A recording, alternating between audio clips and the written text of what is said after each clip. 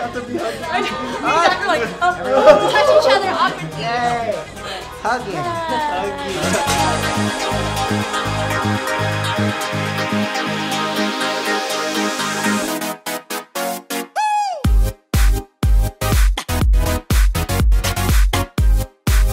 Hi everyone, and welcome to the very last episode of ゚xoxo Christine Season 1. It passed by so fast, like 9 episodes later and here we are.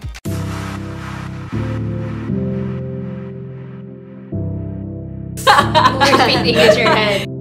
Yay! In your dark corner. In my dark corner.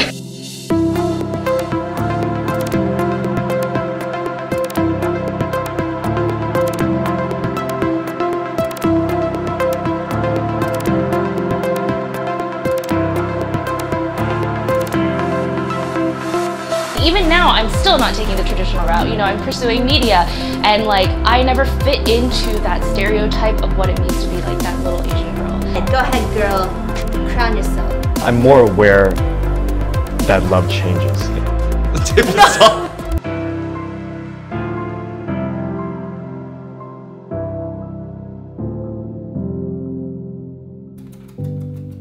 Bye.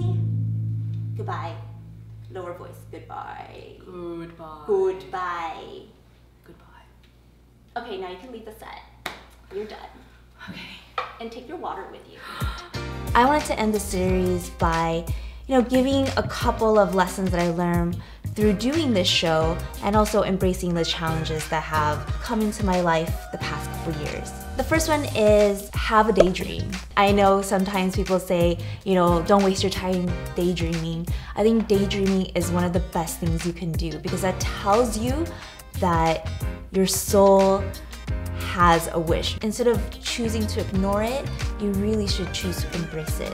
It really is saying something about your purpose. And your daydreams, as far off as they could be, sometimes those are the very things that are supposed to happen in your life. Those are the very challenges that you need to take on for you to get those answers. And you may be afraid to do it because it sounds so crazy and so out there, but the crazy things are the ones that will get you answers. The crazy dreams are the ones that will teach you the lessons that you need to learn to meet your purpose and your passion. The second is, even if you're lost in life, which everyone will be at whatever point and multiple times, just keep in mind that whatever you're searching for may not exist yet. It may not exist in this world as a career or as something to do because it might just be waiting for you. There are so many things happening in this world, given with technology, given with cultural changes. You are made to do something really special, and I've said this before, but the very thing that you might need to do in life might be waiting on you to change it. So you can take any type of industry and it could exist for several years, but it might just be waiting for you to come and change it with your point of view, your perspective, your quirkiness, your awkwardness, your insight, your gut instincts. I always come back to social media, but social media didn't exist really 5 years ago to the degree that it is now. And someone came with those ideas. Someone came with Snapchat, Facebook, Twitter, Instagram, and now it's affected everyone's daily life. In that sense, you might be that person. So don't discount yourself for feeling odd or displaced at your current job or your current situation because you may be feeling that way for a reason. So just keep that in mind that nothing is forever, and to flow with that energy, you have to be flexible and open-minded and really do it with an open heart. Number 3, ask yourself, will it matter in 5 years? There are many times that I get super stressed out and worked up over certain situations, like my car breaks down or I get in a fight with my mom and I get so worked up about it.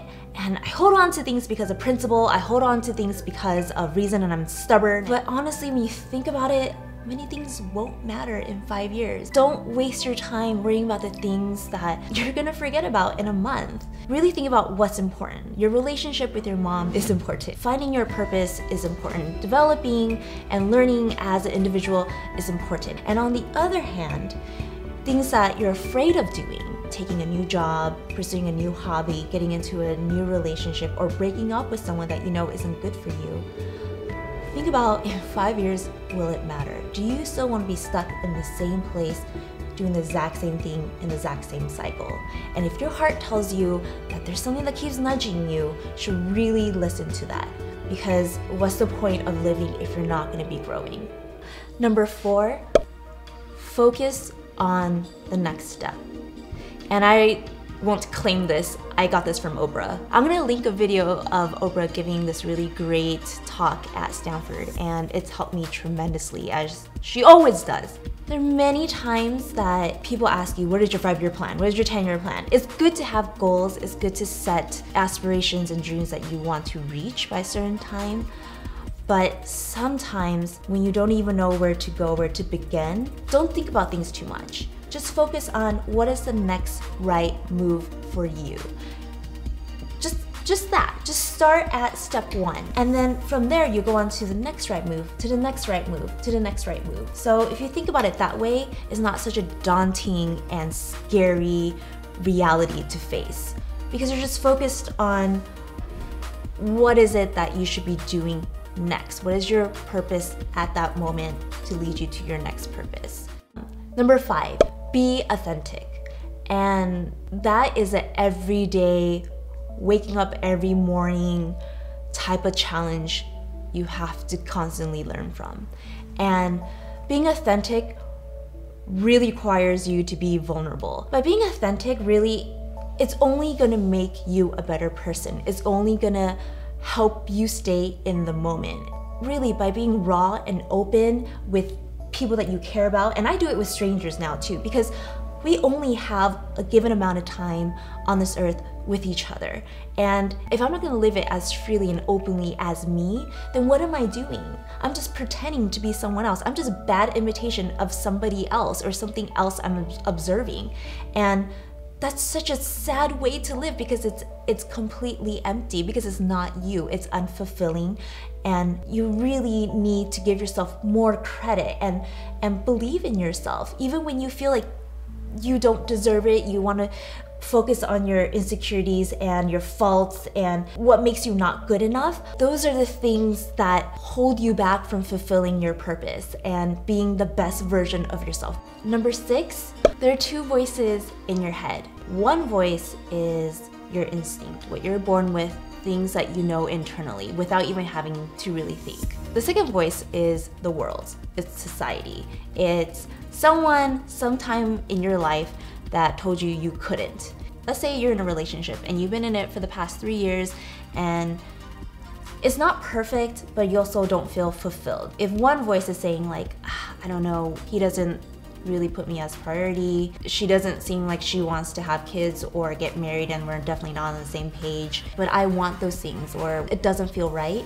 And you have this voice that's saying like, well, you already put in 3 years of your life. Are you really gonna do any better? Do you really wanna get back out there? What if you don't find anything better and this is as good as it gets and you just let him or her go? This is society's voice and this is your gut instinct. It's really good to know the difference between the two, because ultimately you wanna say these 2 voices are all from you, but they're not. They're 2 very different voices. And as soon as you start listening to the voices that put you down, that sounds like your mom, that sounds like your teacher that said that you weren't gonna make anything of yourself, or sounds like that bully, or that sounds like that one mean girl that was like, ew, who does she think she is? You have to learn to silence those voices, because that's not you. You know your voice, you know your gut instinct, and ultimately your gut instinct will drive you into the right direction. And number 7, no path is really wrong. There are really no mistakes.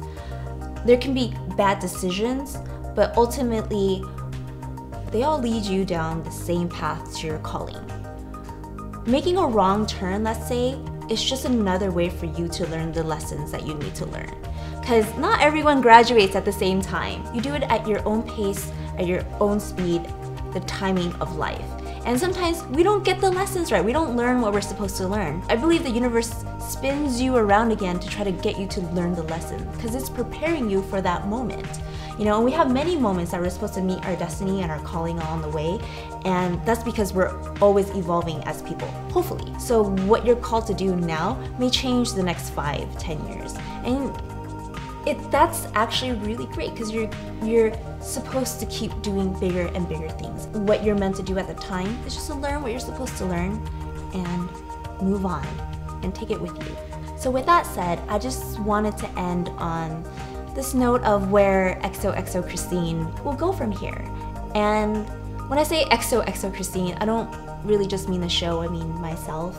My time at Wongfu has really guided me into my next step. My daydream is to one day have in-person classes and conferences and speakers with you guys and have a better way of connecting and sharing all of our stories, our laughs, our tears together.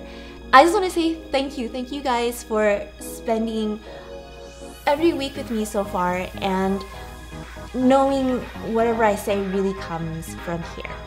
No, the heart is here. Right hand over your heart, the heart is here. So before I go, I want to introduce you to some of my most favorite people ever in this world. Ready? Ah! Cool. Whoa.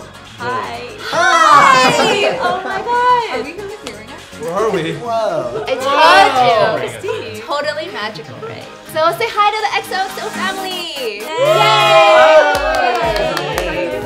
Everybody here has done amazing things for the show.